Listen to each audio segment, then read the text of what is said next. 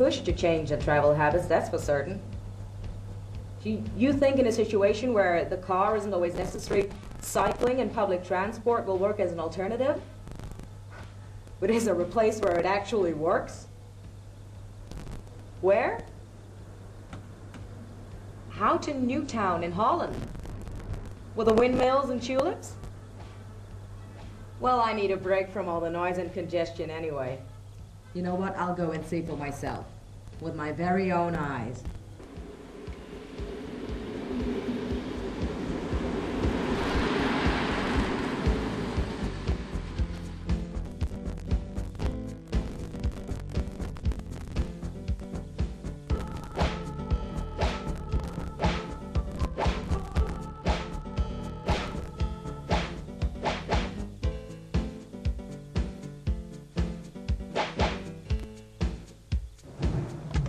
So this is Houten.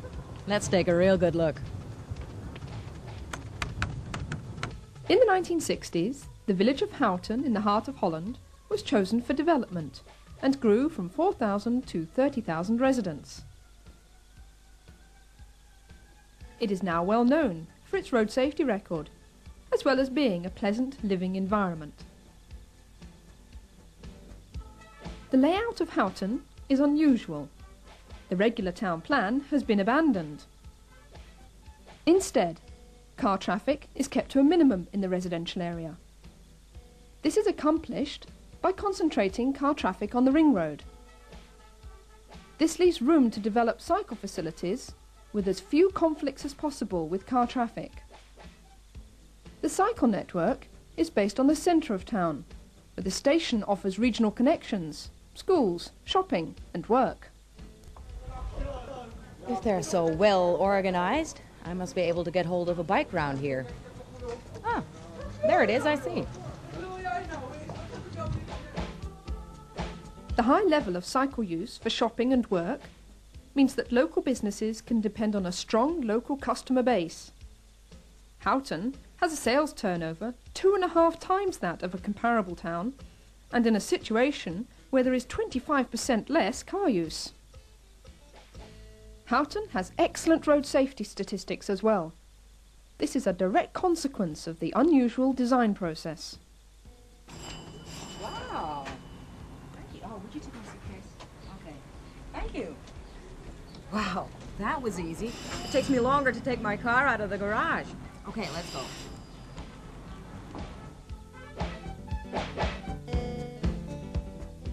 This design process states, for example, that where cycle and car routes cross, the cyclist has priority and can cross in safety.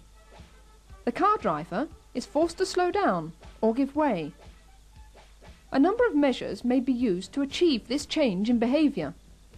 For example, changing the road layout, or constructing cycle routes to create traffic calming tables and ramps, or continuing cycle route paving across the junction.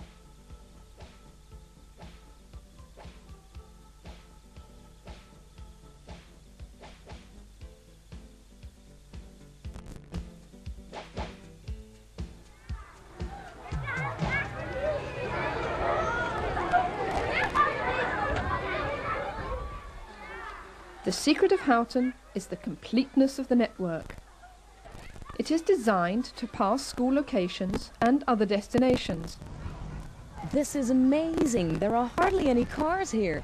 And look at the number of children cycling to school. And many on their own too. That wouldn't be possible where I come from.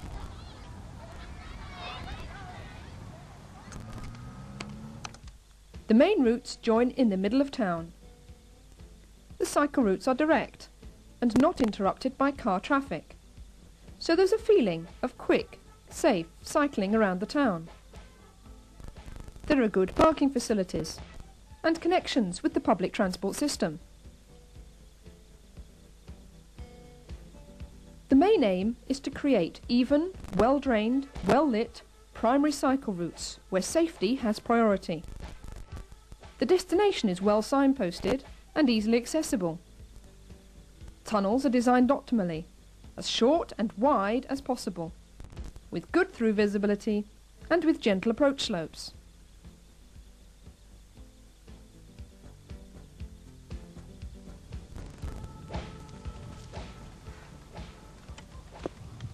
how do people get about for things I need a car for? Like, how do you shop on your bicycle or take your children to school? In other words, journeys with heavy loads. Many cyclists in Houten have special baskets on their bicycles, child seats, or cycle trailers. With these extras, they can handle all the heavy loads. It is possible to get to residential areas and all the town facilities by car, but by bicycle it takes less time. A change in attitude is only possible when the cycle network is user-friendly and the equivalent car journey is more time-consuming. Well, maybe this is okay for a little town, but how about a bigger town, or even a city? It is possible to modify existing town networks, following the Houten design steps.